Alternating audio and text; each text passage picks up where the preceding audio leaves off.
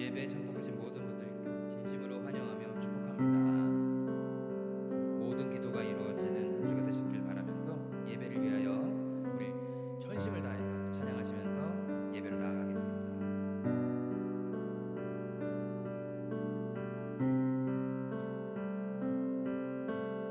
찬양하셨습니다. 당신은 영광의 왕, 당신은 평강의 왕, 당신은 하늘과 땅의 주, 당신은 정의의 아들. 천사가 무릎 꿇고 예배하고 찬송하네. 영원한 생명 말씀, 당신은 예수 그리스도 주.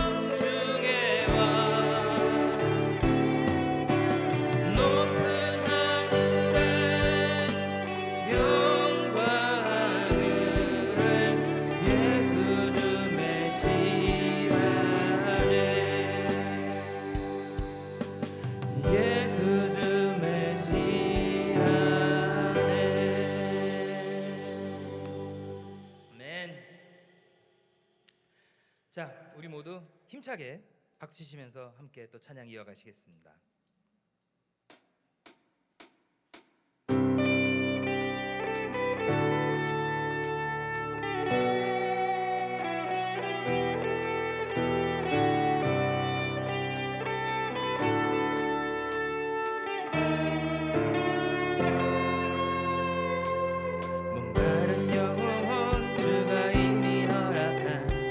귀한 생명수 주여 갈망합니다. 그 약속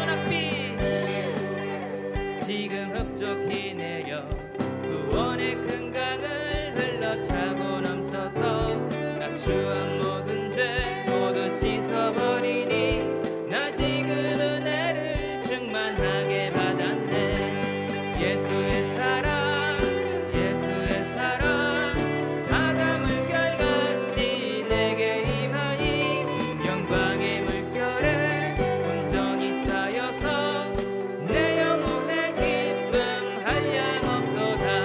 그 차고 넘치는 은혜의 물결 힘차게 밀려와 내게 만족합니다. 오 할렐루야로 주를 찬송하오니 내 맘의 기쁨이 항상 충만함이라. 예수의 사랑 예수의 사랑 바다 물결같이 내게 임하니 영광의 물결에 온전히 쌓여서 내 영혼의 기쁨 한량없. 예수의 사랑 예수의 사랑 예수의 사랑 바다 물결같이 내게 임하니 영광의 물결에 온전히 쌓여서 내 영혼의 기쁨 한량없도다. 할렐루야. 아멘. 감사합니다. 아멘. 자, 우리 마지막 곡 마지막 찬양 올려드리기 전에 모두 자리에서 일어나셔서 자, 우리 은혜 가득한 예배가 되기를 소망하며 우리 모두 전심을 다해서 찬양 올려드리겠습니다.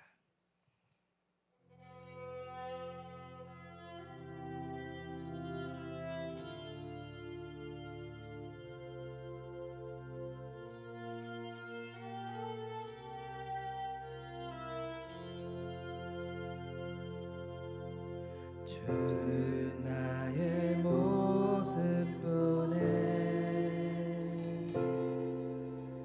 상한 나의 맘 보시네 주 내 눈물 안에 홀로 울던 맘 아시네. 자, 우리 처음부터 다시 찬양할게요. 주 나의 모습 보네 주 나의 모습 보네 상한 나의 맘 보시네 주 나의 눈물 안에 홀로 울던 맘 아시네. 주님은 아십니다. 세상 소망 다 사라져가도 주의 사랑은 끝이 없으니 살아가는 이 모든 순간이 주 은혜임을 나는 믿네. 우리 2절 찬양할게요.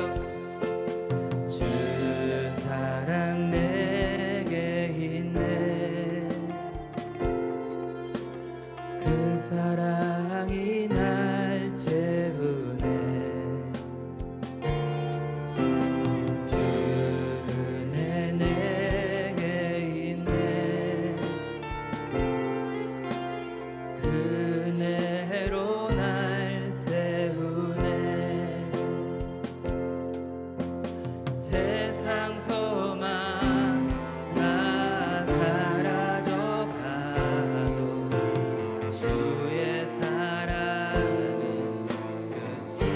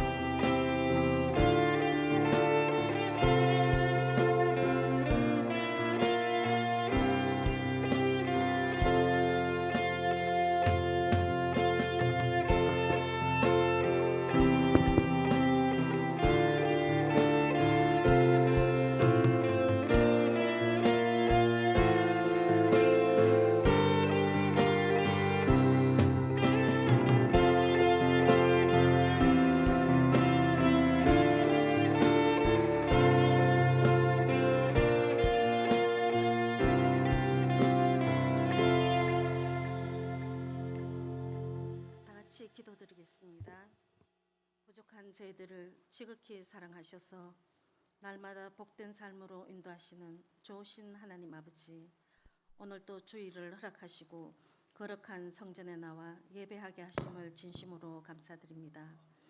이 시간 주님 앞에 감사와 찬양과 영광을 올려드리오니 기뻐 받아주시고 성령의 기름 부으심을 넘치도록 부어 주시옵소서.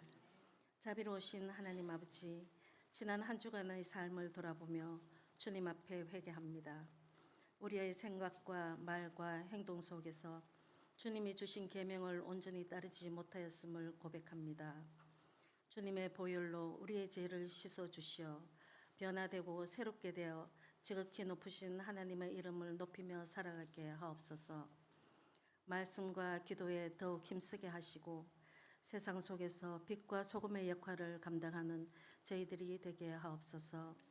지금 우리 교회 안에서 이루어지는 모든 사역과 활동이 주님의 영광을 위해 사용되게 하시고 우리 교회가 하와이에서 많은 심령들을 구하는 역할과 사명을 감당하는 주님의 교회로 세워 주시옵소서. 지금 교육관 건축이 마무리 단계에 있습니다. 완공되는 그날까지 모든 것이 부족함 없이 안전하게 하시고 그곳에서 주님의 귀한 자녀들이 말씀 안에서 양육되고 성장하여 주님 일을 앞장서서 할 수 있는 귀한 선교자로 세워지게 하옵소서. 담임 목사님과 부호 목사님 위해 영육간의 강건함과 지혜를 더하여 주시고 온 성도가 예수 그리스도의 성령 안에서 하나 되게 하옵소서. 성도들의 가정마다 주님의 사랑 안에서 화목하게 하시고 직장과 사업장에도 물질적으로 어려움 없도록 주님의 은혜로 공급되고 채워지게 하옵소서. 해외 각국에서 선교하시는 선교사님을 기억하사 그들의 사역에 열매가 풍성히 맺게 하시고 물질적으로 어려움을 겪지 않게 하시고 복음을 전할 때 입술에 능력을 부어주시어 천하보다 귀한 한 영혼이 주께 돌아오는 역사가 나타나게 하옵소서. 이 시간 목사님께서 말씀을 선포하실 때에 저희들의 마음이 평안을 얻고 참된 안식과 기쁨을 찾는 복된 시간이 되게 하여 주옵소서. 오늘 이 예배를 위해 보이지 않는 곳에서 여러 모양으로 수고하는 손길 위에 주님의 사랑과 은혜로 채워 주시옵소서. 예배 모든 순서를 통해 하나님 홀로 영광 받으시기를 원하며 우리 주 예수 그리스도의 이름으로 기도드립니다. 아멘.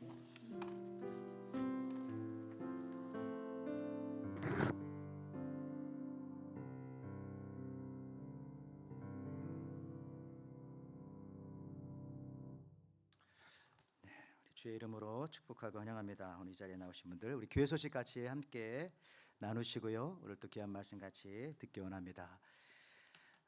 먼저 교회 소식 나누시기 전에 저희 교회 방문해 주신 분들 또 계십니다. 우리 서경호 사님께서 인도하신 우리 김수철 성도님 이렇게 방문해 주셨습니다. 어디 계신가요? 예, 지난주에도 오셨는데 반갑습니다. 할렐루야. 네, 환영합니다. 그리고요 우리 또 김영인, 김하은 성도님 이렇게 또 방문해 주셨습니다. 어디 계신가요? 예, 반갑습니다. 할렐루야. 네. 자, 우리 교회 소식 몇 가지만 살피고 함께 말씀드릴 때요.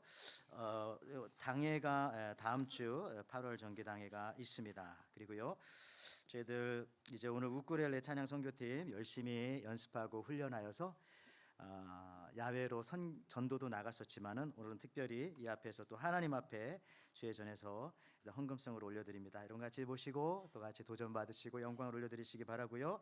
또 여러 가지 사항들 문의하시고 싶은 분들은 음악부장님, 최사라 집사님, 또 우리 장성희 우리 선교사님에게 문의해 주시면 감사하겠습니다. 그리고 또 찬양팀, 또 1, 2, 3부 수예배, 또 뭐 싱어 악기, 그 다음에 여러 가지 방송이라든지 함께 도와주실 분들 같이 저희들 이렇게 모집하고 있습니다. 같이 또 도와주시면 감사하겠고요. 지금도 열심히 하고 계신데 좀 더 사람이 많아서 좀 여유 있게 하였으면 좋겠습니다.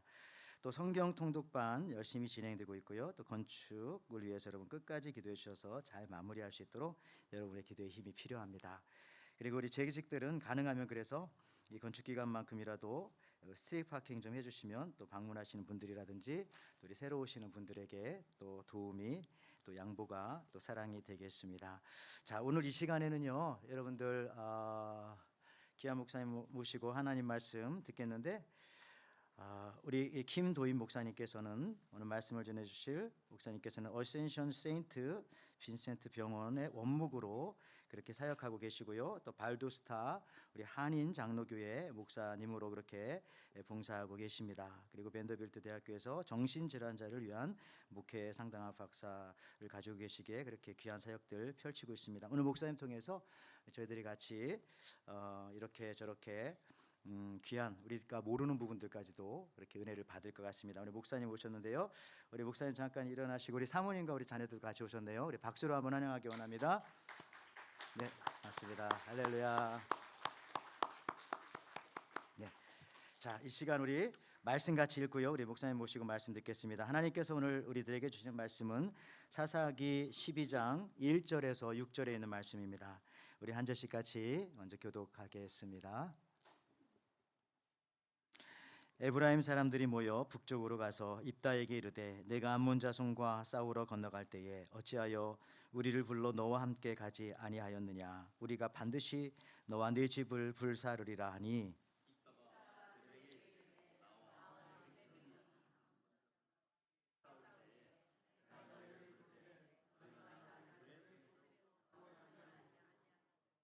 나는 너희가 도와주지 아니하는 것을 보고 내 목숨을 돌보지 아니하고 건너가서 암몬 자손을 쳤더니 여호와께서 그들을 내 손에 넘기셨거늘 너희가 어찌하여 오늘 내게 올라와서 나와 더불어 싸우고자 하느냐 하니라.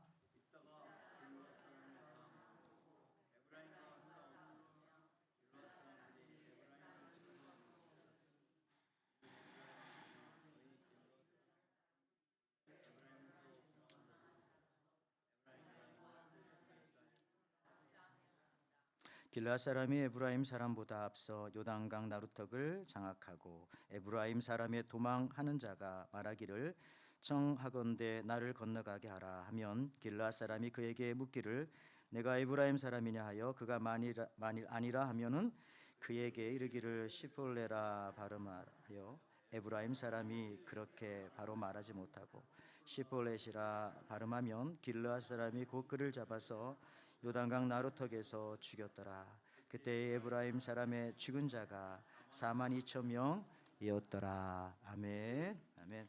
오늘 우리가 김도인 목사님 모시고 우리 교만으로 망한 에브라임이란 제목으로 같이 은혜의 말씀 나누고자 합니다. 우리 목사님 나오실 때에 우리 하나님께 또 영광의 박수 올려드리겠습니다.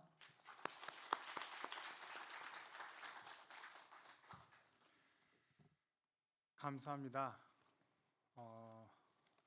제가 이렇게 플로리다에 사는데 여기로 오니까 시골 사람이 꼭 서울에 온 느낌이에요. 제가 사는 지역은 한인이 없어요. 그래서 일주일 내내 한국 사람 한 명을 못 만나요. 딱 한인을 만나는 날은 주일날 교회 가는 날. 그날 외에는 한인을 못 만나거든요. 근데 하와이 오니까 와, 한국 사람이 이렇게 많은 줄 몰랐어요. 지나가다 소리 들으면 뭔가 내가 알아들을 것 같으면 한국분이야. 제가 하는 일은 병원 사역입니다. 우리 목사님 이렇게 목회를 하시는데 저는 세인 빈센트 하스피탈이라고 한 500베드 되는 병원에서 사역을 하고 있고요. 그러니까 우리말로 원목이라고 그러죠. 원목 일을 하고 있고요. 주로 하는 일이 이제 죽어가는 사람들 만나고 상담해주고 기도해주는 일. 그게 제가 하는 일이에요. 그래서 일주일에 한 10명 정도는 꼭 돌아가시는 분들을 만나요. 병원에 있다 보니까. 근데 참 신기한 게 나이가 없어요.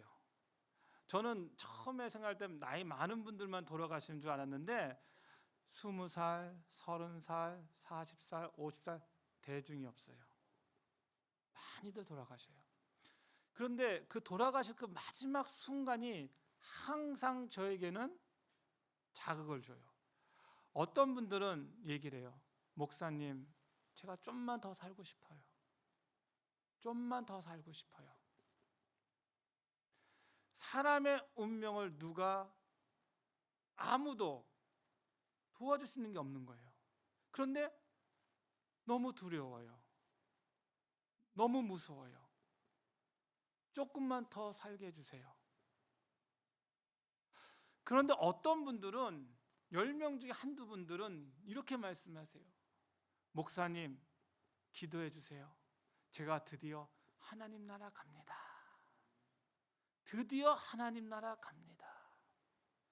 저는 그 두 가지의 모습을 보면서 언제나 자극이 돼요. 마지막 날 내가 죽을 때에 나는 어떤 모습으로 죽을까? 과연 우리에게 있어서 신앙이 무엇일까?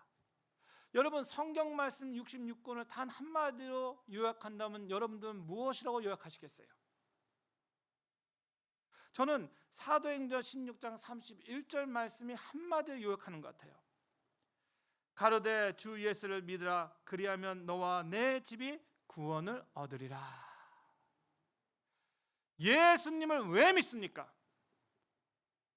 교회를 왜 나옵니까?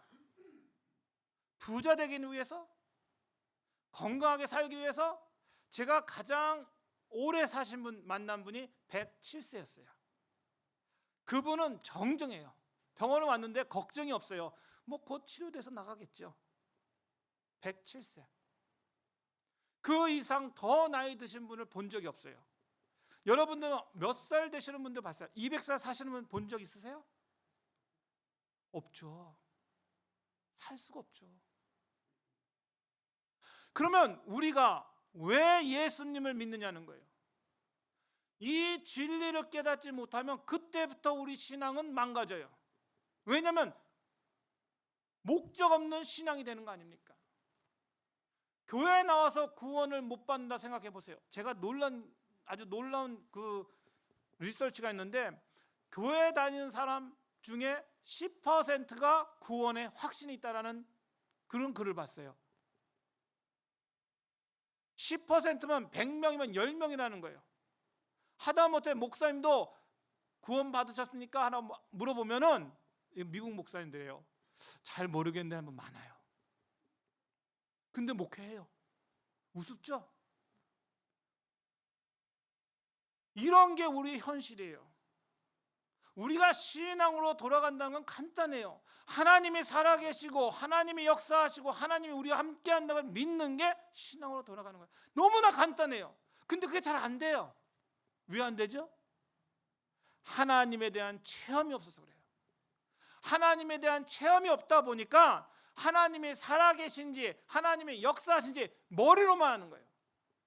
가슴으로 못 느껴요.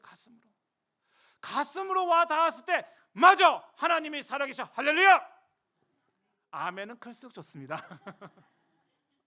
그죠? 이 믿음이 우리 안에 있을 때 우리가 행복하지 않습니까? 하나님께서 나를 위해서 저 천국에 많은 금은보화로 준비했다는 그 믿음이 있으니까 오늘을 살아도 행복한 거예요. 오늘 내가 가진 것이 없어도 행복한 거예요. 오늘 내가 고난이 있고 어려움이 있고 여러 가지 문제가 있어도 하나님이 도와주신다는 믿음이 있기 때문에 당당할 수가 있는 거예요. 이 당당함이 우리 안에 있어야 돼요. 그런데 그게 없을 때 어때요? 위축되죠. 삶이 괴롭죠. 낭망되죠.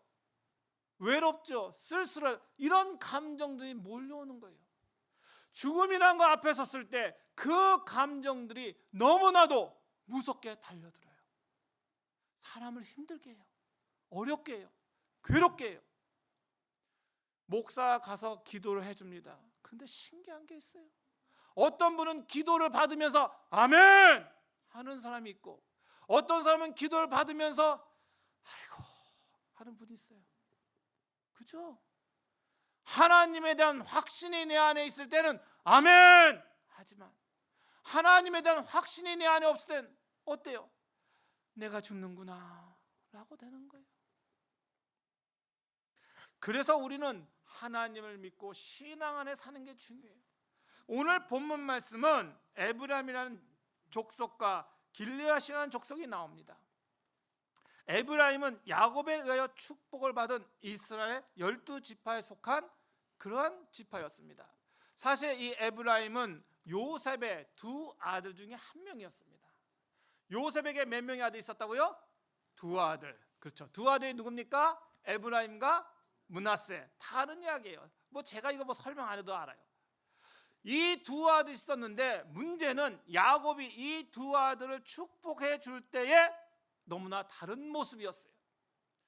므낫세는 이름은 뭡니까? 그가 어려움 속에서 하나님께서 과거의 모든 한과 과거에 쓰라렸던 아픔들을 하나님이 도와주셨다는 그런 뜻이 담겨 있어요. 에브라임은 미래에 대한 번영이에요. 앞으로 창대해지고 더 잘 되어지고 더 축복받고 더 신나는 삶을 살리라는 그러한 것이 담겨 있는 뜻이에요. 근데 에브라임은 둘째였어요. 이스라엘 민족들은 장남하고 차남하고 차이가 엄청났습니다. 장남이 모든 걸 다 가졌어요. 차남은 아무런 권한이 없었어요. 그런데 창세기 48장 17절에서 20절에 보면 이런 말씀이 나와요. 요셉이 그 아비가 우스를 에브라임에게 머리에 얹는 것을 보고 기뻐 아니하여 아비의 손을 들어 에브라임의 머리에서 므낫세의 머리로 옮기고자 하여 그 아비에게 이르되 아버지여 그리 마옵소서 이는 장자니 우스를 그 머리에 얹으소서. 아비가 허락하지 아니하여 가로되 나도 안다 내 아들아 나도 안다 그도 한 족속이 되며 그도 크게 되려니와 그 아우가 그보다 큰 자가 되고 그 자손이 여러 민족을 이루리라 하고 그 날에 그들에게 축복하여 가로되 이스라엘 족속이 너로 축복하기를 하나님이 너로 에브라임 같고 므낫세 같게 하시리라 하리라 하여 에브라임을 므낫세보다 앞세웠더라. 이 에브라임은 야곱에 의해서 축복을 받은 사람이에요. 지금 말하면 잘 나가는 사람이 되는 거예요. 그래서 에브라임은 사실 차남으로 태어났지만 장자의 축복을 받은 것이에요. 신명기에 보면은 33장 17절에 보면 이렇게 말씀하고 계셔요. 에브라임이 만만이요 므낫세의 천천이라. 에브라임이 만만이면 므낫세는 천천이라. 즉 에브라임이 훨씬 더 훌륭하고 위대한 사람이 되었다라고 말씀하고 계시는 거예요. 그래서 에브라임은 자기 자신에 대한 자부심이 있었습니다. 모세가 죽은 뒤에 에브라임 지파 출신 여호수아가 가나안 땅에 입성하게 되었어요. 근데 그 모든 전쟁을 이기고서 여호수아가 그 땅을 차지하지 않았습니까? 엄청난 업적 아니에요. 그래서 이 에브라임은 그 땅 중에서 제일 좋은 땅을 차지했어요. 중부 지역에 있는 아주 엄청나게 좋은 땅을 차지하고 그 땅을 중심으로 해서 엄청난 세력을 키워갔어요. 종교적으로도 에브라임에는 실로와 베델 같은 그러한 장소가 있어서 모든 사람들이 예배를 드리러 제사를 드려 그 장소에 모이기도 했어요. 그러니까 에브라임이라는 지파 자체는 그 이름이 자존감이고 출세한 사람이고 훌륭한 사람의 상징이 되어버린 거예요. 에브라임 지파는 자신들이 군사적으로나 지파 내 힘의 상징으로 엄청난 영향력을 미치다 보니 그 마음에 교만한 마음이 들기 시작했어요. 자신들은 강하기 때문에 자신들의 중심으로 12지파가 모여야 한다는 그러한 생각을 하게 되었어요. 오늘 본문 말씀 1절에는 에브라임의 교만이 극에 달하는 모습을 보게 됩니다. 입다가 암몬과 싸우러 나갈 때에 왜 부르지 않았냐는 거예요. 다른 말로 한다면 뭐냐면 암몬에 의해서 이스라엘 백성이 굉장히 어려움을 당하고 있었어요. 그런데 아무 도움도 주지 않고 아무런 일도 하고 있지 않았어요. 그래서 입다가 길르앗 사람들을 모아가지고 전쟁을 해서 전쟁에 승리를 했어요. 승리를 하고 나니까 야, 너 왜 우리 안 불렀어? 이스라엘은 우리를 통해서 모든 게 진행되는 나라인데 족속인데 왜 우리에게 허락받지도 않고 우리에게 얘기도 안 하고 너 마음대로 행동했어? 라고 말하는 거예요. 사실 이렇게 에브라임이 행동하는 데는 이유가 있습니다. 왜냐하면 여러분들이 잘 아는 기드온과 300용사 있지 않습니까? 미디안 사람들을 쳐부시고 승리로 이끌었을 때 그때도 똑같이 에브라임 족속은 관여하지도 않고 도와주지도 않고 아무것도 안 했어요. 그런데 기드온과 300용사 전쟁에 이기고 나니까 거기 가서 이야기를 합니다. 사사기 8장 1절에 이렇게 얘기하고 있어요. 에브라임 사람들이 기드온에게 이르되 너가 미디안과 싸우러 갈 때 우리를 부르지 아니하였으니 우리를 이같이 대접하면 어찌미뇨 하고 크게 다투더라 라는 거예요. 도와는 안 주는데 그것에 대한 전쟁 승리에 대한 이익은 우리도 챙겨야겠다는 거예요. 그들의 마음이 이만큼 교만한 마음으로 차 있었을 때에 기드온은 굉장히 현명하게 대처합니다. 이 기드온이라는 사람을 보면 굉장히 지혜롭고 현명한 사람인데 이 사람이 이렇게 얘기해요. 사사기 8장 2절에 보면 기드온이 그들에게 이르되 나의 이제 행한 일이 너희의 한 것에 비교되겠느냐? 에브라임의 끝물 포도가 아비에셀의 만물 포도보다 낫지 아니하냐?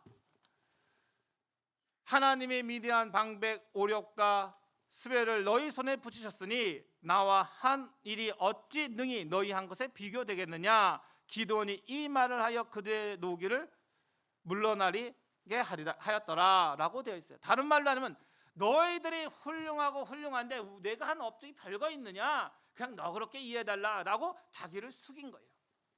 그래서 이 자기를 숙이면서 또 에브라임이 와가지고 너희들에게 쟁취한 그 물건을 나누어 달라. 그러니까 그것도 나누어주고 그렇게 해서 평화를 유지했어요. 이러한 경력이 있는 에브라임이 입다가 전쟁에 승리했다가 똑같은 일을 와서 또 하는 거예요. 너희도 전쟁에 승리했으니까 승리해서 그게 착취한 금은 보화나 이런 거 다 우리와 나누고 우리에게 그런 어느 업적을 나눠 갖자라고 말하고 있는 것이에요. 그런데 입다는 실제로 그러한 모습에 화를 냈어요. 욱하는 성격이었나 봐요. 무슨 소리야? 내가 전쟁에서 이겼는데 너희들이 도와도 안 주고 이제 와서 그런 권리를 주장해 말이 돼? 라고 생각한 거예요. 그래서 두 지파가 전쟁이 됐어요. 싸움이 붙은 거예요. 그런데 입다가 길르앗 사람을 모아서 전쟁을 했는데 에브라임 완전히 격파를 시켰어요. 그렇게 강력하고 군대적으로나 힘이 있다고 알렸던 그 에브라임이 아무런 상대가 안 된 거예요. 하다못해 그들이 패잔병이 되어서 도망가는 그 길목 요단 나루턱에 서가지고 이 사람이 에브라임 사람인지 아닌지 구별까지 하면서까지 죽였어요. 근데 그 방법이 간단했어요.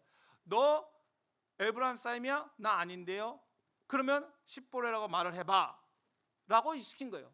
여러분 그 경상도 사람들이 살이라는 거 아시죠? 쌀이라고 발음 못해요. 웃는 분들은 다 거기서 오신 분들이에요. 쌀이란 발음을 못해요. 그래서 야 살 좀 갖고 와 이렇게 얘기하잖아요. 그죠? 예. 못해요 발음을. 똑같아요. 여기서도 오늘 그 본문에 보면 십볼레, 씨볼레 이렇게 돼 있거든요. 성경에 보면. 그래서 그 발음을 못하기 때문에 그걸로 에브라임 사람인 줄 알고 쳐 죽인 거예요. 그 다음부터 에브라임이라는 이름이 12지파에서는 완전히 끝이 되어버렸어요. 어디 가서 명함을 못 내밀게 됐어요. 왜? 그 전쟁으로서 완전히 패하고 나니까 그 지위가 완전히 땅에 떨어져 버린 거예요. 그래서 에브라임 이름이 수치의 이름이 되어버린 거예요. 사실 이러한 일이 되어진 거는 그들이 하나님 안에서 신앙 안에서 쓰지 못했기 때문에 그래요. 그래서 성경에 보면 이렇게 말씀하고 계셔요. 이사야서 28장 3절에 보면 에브라임의 취한 자의 교만한 면류관이 발에 밟힐 것이라. 그의 교만한 면류관이 발에 밟힌다는 거예요. 내가 잘나서 내가 훌륭해 내가 뭘해 하는 그 마음 때문에 그 속에 하나님이 함께하지 못했다는 거예요. 우리들은 그렇지 않습니까? 신앙생활 할 때 내가 똑똑해서 내가 잘나서 예수님을 믿는다는 사람이 있어요. 내가 교회 나와준다는 사람도 있어요. 그런 분들 신앙 갖기 참 힘들어요. 그런데 주님 나는 부족합니다. 나는 연약합니다. 나를 도와주옵소서 하는 분들은 모든 삶의 문제들을 하나님과 상의하면서 하나님의 은혜 속에 하나님과 더불어 사는 그 모습들이 주어지지 않잖아요. 우리가 실제적으로 영적인 모습을 우리는 눈으로 볼 수가 없어요. 제가 신앙생활 어떻게 하는지 여러분 보입니까? 못 봐요. 제가 여기 있는 인석진 목사님 신앙생활 어떻게 하는지 볼 수 있습니까? 못 봐요. 누가 보죠? 하나님.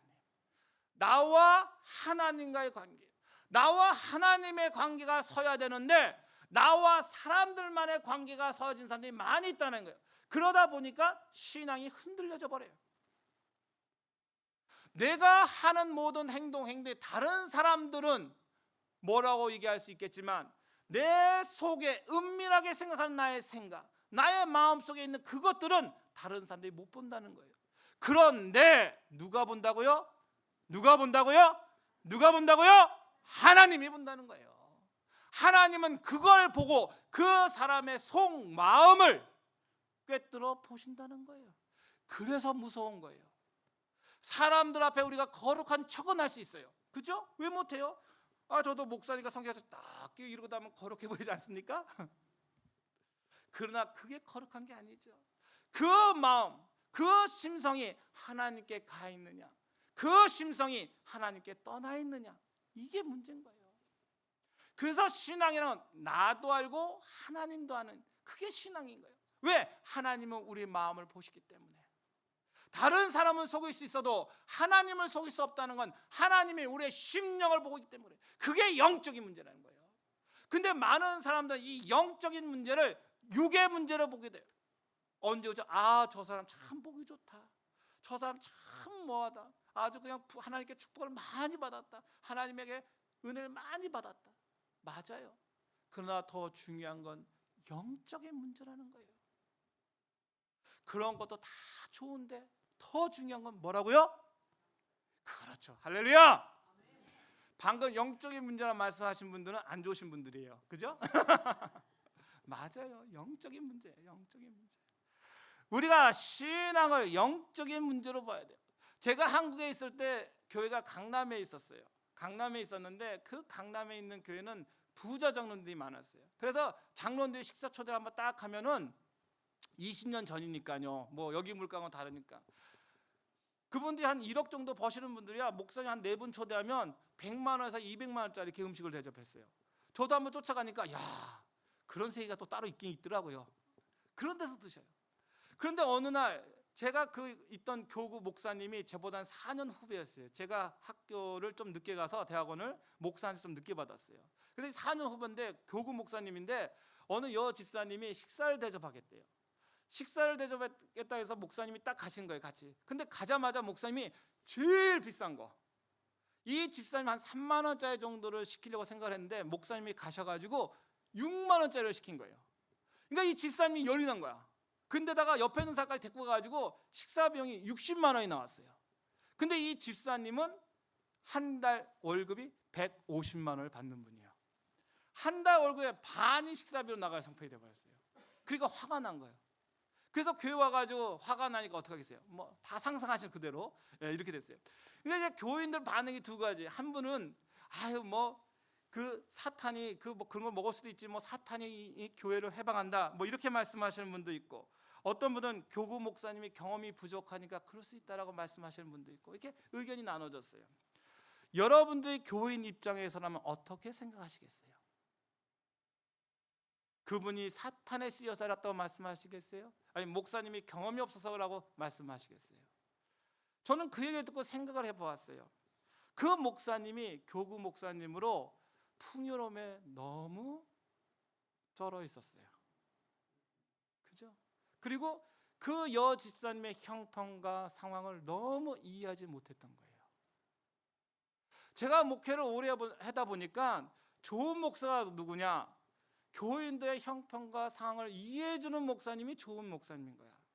마음을 이해해주는 목사님, 그 마음을 따뜻하게 대해주는 목사님, 그런 목사님이 좋은 목사님이더라고요. 할렐루야.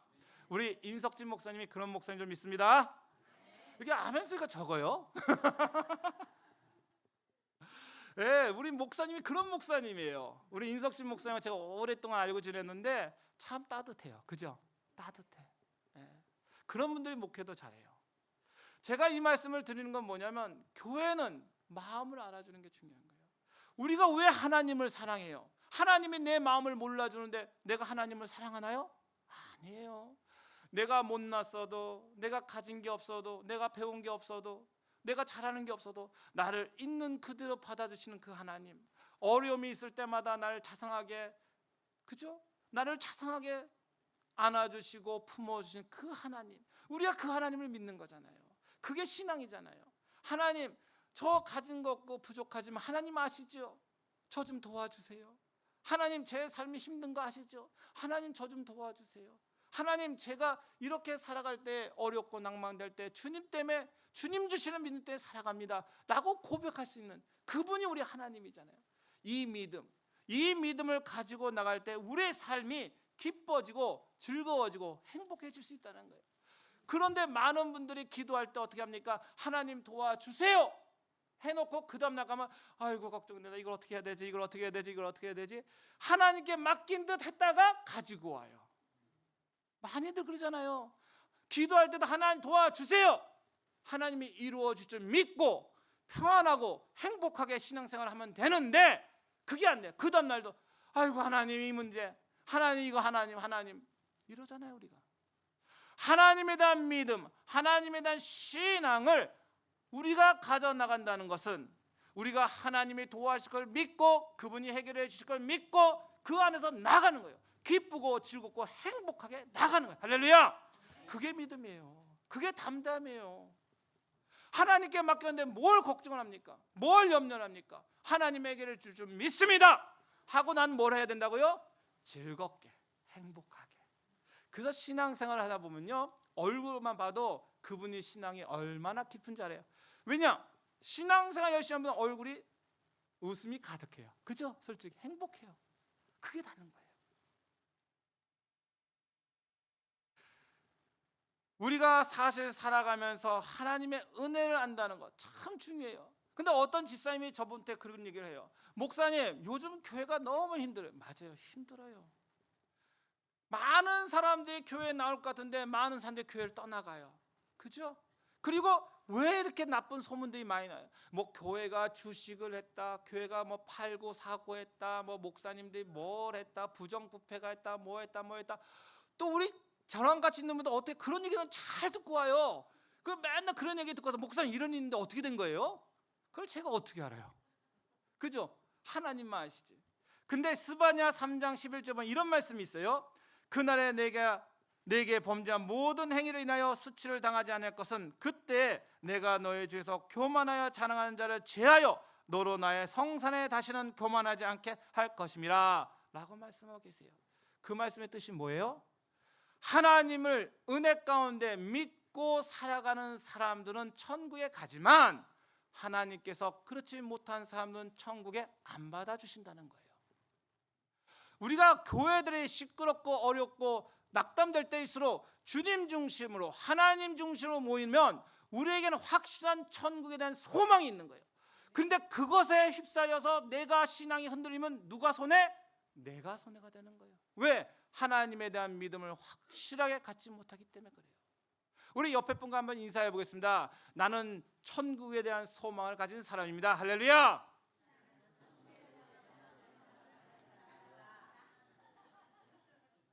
맞아요. 나는 천국에 대한 소망을 가진 사람이에요. 제가 어렸을 때 젊었을 때 이 얘기하면 아유 그 얘기 그만했으면 그런 생각 들었거든요. 그런데 제가 병원에서 일하다 보니 돌아가시는 분들을 보니 이게 그렇게 중요하더라고요. 그렇게 중요해요. 30살에 죽는 사람, 40살에 죽는 사람, 50살에 죽는 사람 다양해요. 그런데 분명한 건 천국에 대한 소망을 가진 사람과 그렇지 못한 사람의 마지막 순간은 다르더란 거예요. 달라요. 저희 형님이 큰 교회 다닙니다. 뭐 여러분들 뭐 우리들 교회인가 아주 큰 교회죠. 거기 뭐 목사님도 유명하고 그 교회 다녀요. 거기서 또 목장하고 다 해요. 그 우리 형님한테 가면은 저야 뭐 이게 미국에 있으니까 뭐 조그만 데서 그냥 병원에서 이렇게 사역하고 사니까 아주 교회 자랑을 잘해요. 뭐 우리 교회는 선교사 몇 분을 하고 또 우리 교회는 뭐 어디 양로도 도와주고 어린이집도 도와주고 뭣도 하고 어떻게 그걸 다 외우는지 그렇게 잘해요. 나는 외우려도 못 외우겠어. 근데 그게 잘 외워가지고 그걸 조사하게 얘기를 해요. 그래서 내가 한참 듣죠. 아 참 형네 교회 참 좋네. 너무 훌륭한 교회인데 근데 형님은 도대체 뭐해? 그럼 대답을 안 해요. 교회는 이것도 하고 저것도 많이 하는데 내가 교회 청소를 한다, 내가 교회 봉사를 한다, 내가 교회에서 기도를 열심히 한다, 내가 기도의 일꾼이다, 말씀의 일꾼이다 이런 말도 못해요. 그냥 교회가 뭐 한다는 것만 있지 내가 하는 게 없어. 제가 우리 형한테 물어봤어요. 형, 교회가 천국을 가? 형님이 천국을 가? 제 느낌에는 교회만 천국을 가지 형님은 천국을 못 갈 것 같아. 그렇게 얘기하다 크게 한 대 맞겠죠 우리 형이 또. 이게 다른 거 아니에요? 우리의 신앙생활 하다 보면 많은 사람들이 내 옆에 사람은 천국 가라고 신앙생활 그렇게 하면 안 돼, 그렇게 하면 안 돼 얘기를 잘 해줘요. 근데 나는 내가 천국에 가는 게 중요합니까? 옆 사람이 천국 가는 게 중요합니까? 내가. 저는 이기적이라 내가가 중요해요. 옆에 분들은 알아서 가시겠죠 뭐. 그렇지 않아요? 내가 그분을 어떻게 하겠어요? 그분의 속마음을 어떻게 알아요? 나는 내 속마음을 알아요. 내가 지금 어떤 마음을 가지고 있는지, 내가 무엇에 화가 났는지, 무엇에 분노하고 있는지 내가 알아요. 나는 알아요. 나를. 그걸 하나님도 아신다는 거예요. 하나님도. 그렇기 때문에 우리 신앙생활은 내가 천국 가는 신앙생활이 돼야지 다른 사람이 천국 가는 신앙생활이 되면 안 돼요. 내가 천국 가고 내가 하나님을 만나고 내가 신앙 안에 사는 그것이 돼야 되는 거예요. 근데 이제 문제는 뭐냐? 제가 이렇게 얘기하면 나이가 좀 많아 보일 수도 있겠는데 하여튼 제가 어렸을 때는 60만 돼도 환갑잔치다 하고 막 잔치하지 않았습니까? 근데 그 잔치에 드는 이유가 뭐예요? 죽을 날이 얼마 안 됐다는 거예요. 그잖아요, 사실. 그죠? 죽을 날이 얼마 안 됐으니까 잔치라도 크게 하자, 그 얘기 아니에요. 근데 이제는 100살까지 살아요. 환갑잔치 하는 사람 없고 칠순잔치 하는 사람 없어요. 그런데 문제는 뭐가 되냐? 노후가 되면서 많은 분들이 시작되는 게 신앙적으로 떨어져요. 젊었을 때는 열심히 하다가도 나이가 되면 이만큼 했으면 됐어 라는 마음을 갖더라고요. 그래서 나는 이제 냈으니까 하지마, 안 해도 돼. 저희 그 잭슨빌에 한 교회가 있는데 옛날에 제일 컸던 교회예요. 그래서 제가 이제 노예에서 한국 사람이 저밖에 없어가지고 제가 임시 당회장을 맡을 때가 있었어요. 근데 거기서 찬양 인도를 하는데 제일 어린 사람이 인도예요. 그분이 나이가 몇인 줄 아세요? 64. 64이 제일 어려. 교회가 젊은이가 하나도 없어요. 왜냐하면 젊은 사람들은 다 영어권으로 가잖아요. 그 다음에 이민자가 없으니까 한국말을 몰라. 그러니까 한국교회 못 오고 한국교회 앉아있는 분들은 다 노인들만 앉아있어요. 그런데 64이 제일 젊은 거야. 그분이 앞에 나와서 찬양 인도를 해요. 그러면서 하는 말이, 목사님 제가 64인데 이런 거 해야겠습니까? 그럼 저는 뭐라고 얘기하겠어요? 할렐루야, 하나님께서 은혜 주셨습니다. 하나님한테 은혜 받은 거죠. 그 일을 한다는 게. 다른 데는 젊은 사람들 치여서 못하는 일 집사님은 하시지 않습니까? 그죠? 생각만 바꿔보세요. 하나님을 위해서 할 수 있는 게 있는 거예요. 많은 분들이 60만 넘으면 아무것도 안 해도 된다는 생각이 있어요. 그러다 보니까 그분들 마음속에 신앙 안에서 할 수 있는 것이 나와서 예배 드리는 것 하나라고 생각을 해요. 그러다 보니까 그분들이 어떻게 돼요? 신앙생활에 점점 마음의 감동도 줄어들고 점점 죽어가요. 이것이 노후 생활에서 교만이라는 거예요. 과연 여러분들은 노후가 되었을 때 어떻게 준비하실 거냐는 거예요. 제가 아는 다인이라는 선생님이 있었어요. 그분을 만난 게 17년 전이었어요. 제가 그 교회 처음에 갔는데 어른들은 제가 목회를 한국말을 잘하니까 한국말을 하는데 애들은 영어를 해야 돼요. 영어를 쓸 수 있는 사람이 많지가 않아요. 그러다 보니까 미국 선생님을 불러서 미국 선생님의 도움을 받았어요. 근데 그분이 은퇴를 하면서 저한테 처음 물어본 게 뭐냐면 제가 할 수 있는 일이 무엇입니까? 였어요. 60에서 65세가 되면 은퇴를 하는데 미국 사람들의 특징은 그때부터 내가 교회에서 봉사할 수 있는 걸 찾는 거예요. 주보 나눠주는 사람이 70 먹으신 분들이 주보를 나눠줘요. 80 먹은 분이 기도 인도를 해요. 한국 분들은 70이 넘으시면 내가 앉아서 예배만 참석하려고 해요. 너무 다르지 않습니까? 우리가 노후가 될수록 무엇인가 하나님을 위해서 일할 수 있는 걸 찾아야 된다는 거예요. 그래서 그분은 처음 만났는데 60 넘어서 이제 만났는데 17년이 지났는데 지금까지도 저한테 물어봐요. 한국 사람들이 영어 못하는 사람 있으면 소개해달라고. 학교에 가가지고 학생들을 가르쳐요. 그것도 어떤 학생들? 불량아들. 자식 부모가 없어가지고 막 이렇게 방황하는 아이들 상담해주고 그런 아이들 도와줘요. 그러면서 그분은 하나님의 신앙, 예수님에 대한 믿음으로 그들을 도와주는 거예요. 얼마나 멋있어요. 우리의 노후가 이렇게 준비될 수 있다면 얼마나 큰 축복이냐는 거예요. 사실 우리의 신앙이 하나님 나라가는 그 순간까지 우리가 하나님 앞에 무엇인가 할 수 있다는 마음을 갖는 사람과 할 수 있는 것이 없다라는 사람의 마음 차이는 너무나 다르다는 거예요. 없는 것이 아니라 우리가 생각을 못하고 있다는 거예요. 저에게 아주 감동을 주신 목사님이 계셨어요. 이장식 목사님이었어요. 그분을 제가 시카고에서 만났어요. 그분이 70세에 정년 은퇴를 하셨어요.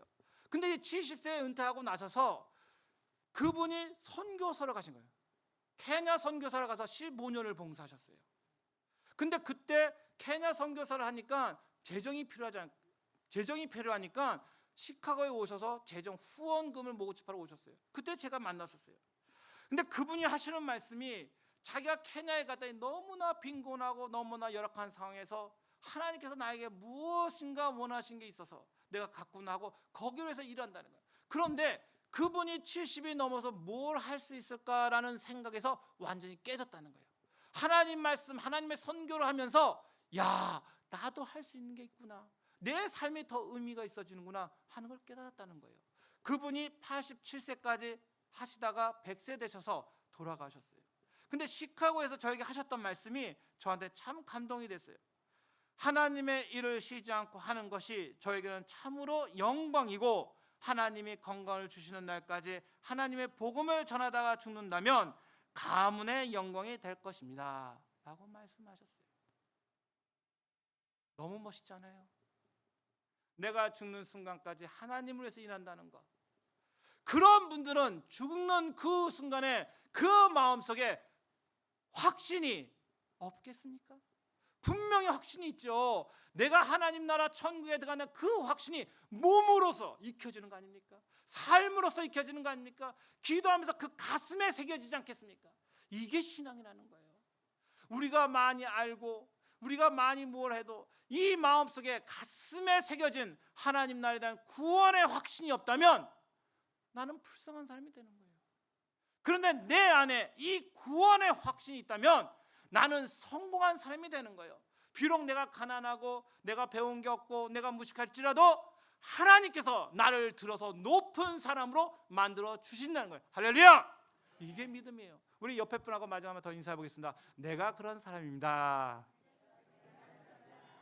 내가 천국에 대한 확신을 가진 사람입니다. 이게 중요해요. 이게. 그죠? 이 확신. 잠언서 11장 2절에 분명히 말씀하고 계셔요. 교만이 오면 욕도 오거니와 겸손한 자에게는 지혜가 있느니라. 이게 지혜예요. 하나님 나라에 갈 수 있다는 확신, 내가 주님을 통해 나의 삶의 모든 것이 해결되어 있다는 확신, 이 확신을 가진 사람이 지혜로운 사람인 거예요. 우리가 이 확신을 가지고 살아갈 때 우리가 행복할 수가 있는 거예요. 기뻐할 수가 있는 거예요. 춤을 출 수가 있는 거예요. 할렐루야! 기도하시겠습니다. 참 좋으신 아버지 하나님 감사합니다. 저희들이 무엇이간데 저희들을 불러 모아 주시고 아버지 하나님의 자녀 삼아 주시고 또한 저 영원한 생명 천국에 대한 확신까지 가질 수 있도록 도와주시네 참으로 감사드립니다. 주님, 오늘 이 시간 이후로 우리 염려하지 않게 도와주시옵소서. 걱정하지 않게 도와주시옵소서. 모든 건 주님께서 해결해 주신다는 믿음을 가질 수 있도록 축복하여 주시옵소서. 주님이 함께하기 때문에 나는 행복한 사람이요, 주님이 함께하기 때문에 천국에 대한 구원의 확신이 있는 사람을 믿고 나가는 저희들 될 수 있도록 인도하여 주시옵소서. 저희들 심령마다 주장하여 주셔서 아버지 하나님을 통하여 행복한 신앙생활 할 수 있는 저희들 될 수 있도록 축복하여 주시옵소서. 예수님의 이름으로 기도합나이다. 아멘.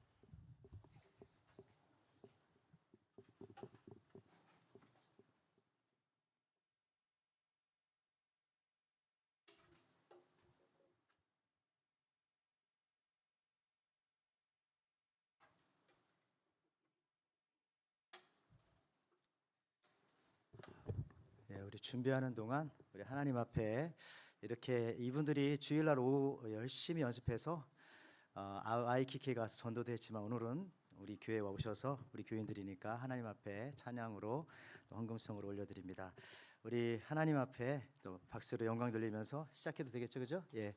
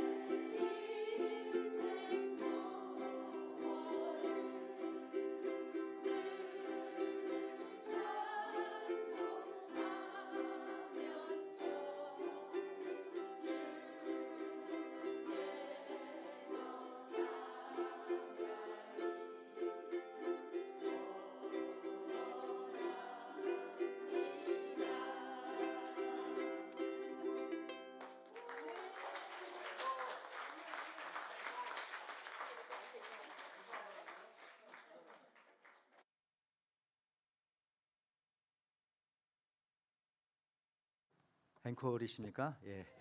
예, 그러면은 제가 그런 생각하는데 우리 이따 목사님 나오셔서 헌금기도 해주시고 축도 끝나고 마지막 곡 이렇게 연주하고 그렇게 저희들 예배 맞춰도 되겠습니까? 예, 그렇죠. 예. 그렇게 그걸로 앵콜송 우리 예배 후주 그렇게 하기로 하고요. 또 다 끝나시고 나셔서 그냥 가지 마시고서 기념 촬영도 하시고 뭐 앞으로 쭉 하실 것이지만 그렇게 하시기 바라고 제 생각에는 정말 한 달에 한 번 혹은 뭐 가끔씩은 이렇게 찬양 인도도 하는 것도 참 좋을 것 같습니다. 예, 그렇죠. 와이키키만 가서 전도하지 말고 저희들도 좀 전도 좀 해주시면 예, 그렇습니다. 목사님 이렇게 오셔서 저희를 위해서 축복 헌금기도 해주시고 또 축도 해주시고요. 말씀드린 것처럼 이렇게 후주로 다시 한번 4주를 가까이 그 찬양 같이 한번 해주시면 감사하겠습니다. 기도하시겠습니다. 참 좋으신 아버지 하나님 감사합니다. 저희들을 눈동자같이 지켜주시고 삶의 순간순간마다 인도해 주시고 사랑 주심을 감사합니다. 주님, 저희가 한 주간도 주님 은혜 가운데 살면서 감사한 일들이 너무 많아서 감사하는 마음으로 감사헌금, 11조헌금, 주정헌금, 선교헌금 이 모양 저 모양 저희들 예물을 주님 앞에 바칩니다. 이 예물 흠양하여 주시고 아버지 하나님이 주시는 한없는 사랑과 축복이 넘쳐나게 인도하여 주시옵소서. 이 예물들의 30배, 60배, 100배 결실없게 도와주시고 아버지 하나님 주시는 그 은혜 가운데 살아가는 저희들 될 수 있도록 축복하여 주시옵소서. 행복한 삶, 즐거운 삶, 정말 주님으로 인하여 우리의 삶이 변화되는 삶이 될 수 있도록 인도하여 주시옵소서. 사랑하는 성도님 가운데 질병의 문제가 있습니까? 치료하는 역사가 일어나게 도와주시고 우리들 가운데 삶의 문제가 있습니까? 해결되는 역사가 일어날 수 있도록 인도하여 주시옵소서. 한없는 주님의 사랑과 축복이 넘칠 줄 믿사옵고 예수님의 이름으로 기도하옵나이다. 아멘. 우리 주 예수 그리스도의 은혜와 한없는 아버지 하나님의 사랑하심과 성령님의 감화 감동하심이 영적 전쟁을 준비하고 교만한 마음을 낮추고 다른 사람을 나보다 낮게 여기라는 예수님의 말씀대로 살기로 각오하고 다짐하는 사랑하는 성도들 머리 위에, 가정 위에, 사업 위에 이제로부터 영원히 함께 하시기를 축원하옵나이다. 아멘.